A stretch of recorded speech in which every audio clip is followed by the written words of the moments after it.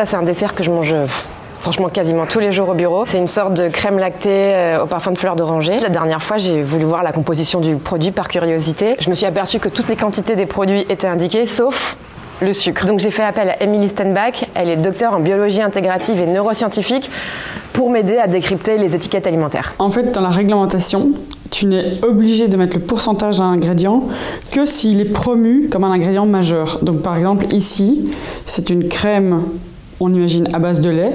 Donc le pourcentage de lait est indiqué, mais pas les autres ingrédients, sauf les pistaches, parce qu'on voit que c'est crème et pistache. Ils ne sont pas obligés en fait, de donner la quantité de sucre en termes de pourcentage. Le pourcentage ne doit être indiqué que si c'est un ingrédient principal de l'aliment. Et la deuxième chose, c'est qu'elles doivent être dans l'ordre décroissant. Donc le lait est le premier ingrédient, ensuite il y en a d'autres. Mais si tu fractionnes le sucre sous différentes formes, tu peux mettre sucre, un peu plus loin sirop de glucose fructose, un peu plus loin maltodextrine.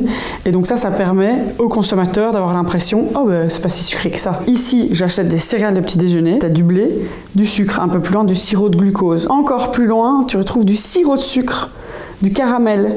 Donc au total, s'ils regroupaient ce sucre et ils mettaient tous les différents types de sucre entre parenthèses, est-ce que ce ne serait pas le premier ingrédient dans la liste ? Quelqu'un qui n'a aucune connaissance en nutrition va pouvoir se dire il y a du blé complet et en plus ils ont rajouté plein de vitamines. Alors ils ont rajouté plein de vitamines parce que ce n'est pas un aliment brut, ce n'est pas un aliment qu'on retrouve dans la nature, donc il est complètement carencé. Donc on est obligé d'ajouter des vitamines parce que certains enfants ne mangent que ce type d'ingrédients au petit déjeuner. J'imagine qu'il y a d'autres noms pour parler du sucre. Oui, alors il y a énormément de noms pour parler du sucre. Je pense que tu peux mettre ici un petit texte avec tous les différents noms de sucre qu'on peut retrouver.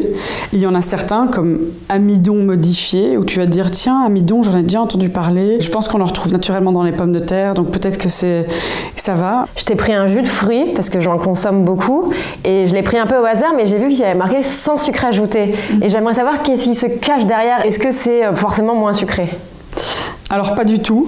Donc il faut savoir que certains jus de fruits sont plus riches en sucre et vous devez regarder dans l'étiquette de la composition nutritionnelle des aliments la catégorie dont sucre. Ça c'est assez important. Et certains jus de fruits contiennent plus de sucre qu'une canette d'un soda qu'on utilise souvent. Donc boire un jus de fruits au petit déjeuner, ça peut être tout aussi aberrant que de boire un verre de soda au petit déjeuner. Sans sucre ajouté, c'est pas quelque chose qui doit nous donner l'impression que le produit est sain. D'ailleurs ici, il a l'air sain, c'est ouvert, on voit kiwi, il y a même du matcha qui est très à la mode. Mais si on retourne le produit, on voit que la quantité de dont sucre est de 11 grammes pour 100 grammes. Ça veut dire que si tu prends 1 ou 2, voire 3 verres par jour, tu dépasses la quantité recommandée par l'OMS de dont sucre recommandé par jour et le seuil à ne pas dépasser, qui est 10% de l'apport calorique. Quand tu manges un fruit, il y a des sucres dans le fruit, mais ils sont entourés de plein d'autres choses. On parle de matrices alimentaires qui font que le sucre va être digéré lentement. Et puis il y a plein de vitamines aussi dans le fruit. Quand tu prends un fruit et que tu le presses, les vitamines, elles sont exposées à l'air, à l'oxygène, à des changements de température, donc elles se dégradent assez vite. C'est le cas de la vitamine C par exemple. Des fois sur des packaging, on voit arôme naturel ou sans arôme artificiel.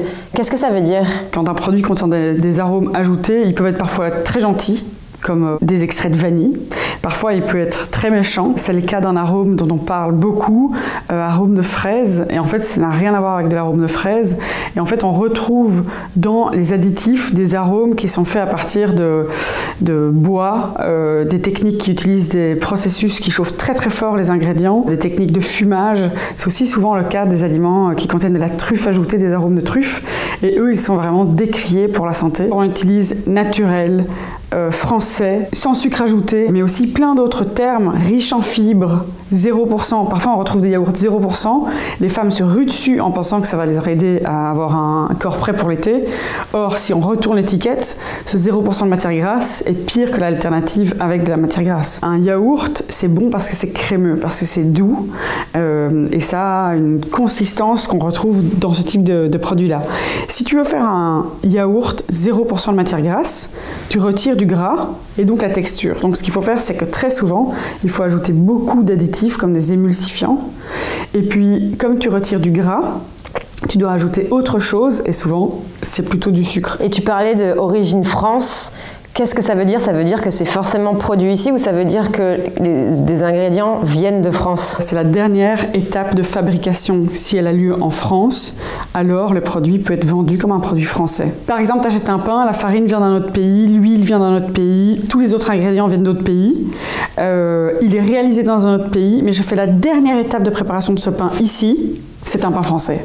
Et tu peux le vendre comme un pain français. Un petit conseil quand on choisit un aliment, c'est essayer d'éviter les aliments qui sont ultra transformés. Comment on les reconnaît? Souvent, ils ont des petits pièges. Ils essayent de nous manipuler, plus riches en fibres, plus ceci, plus cela. Ils sont aussi souvent très colorés, emballés, et avec une date de péremption qui est dans très très longtemps. Moi, ce que j'essaie de regarder, c'est que la liste d'ingrédients soit pas trop longue. S'il faut énormément d'ingrédients, c'est pas un bon signe. Tu vois qu'il y a plein d'ingrédients que tu comprends pas, c'est aussi un mauvais signe. Demande-toi, si j'étais un homme préhistorique, ou si moi toute seule je suis dans ma cuisine, est-ce que j'aurais pu faire ce pain?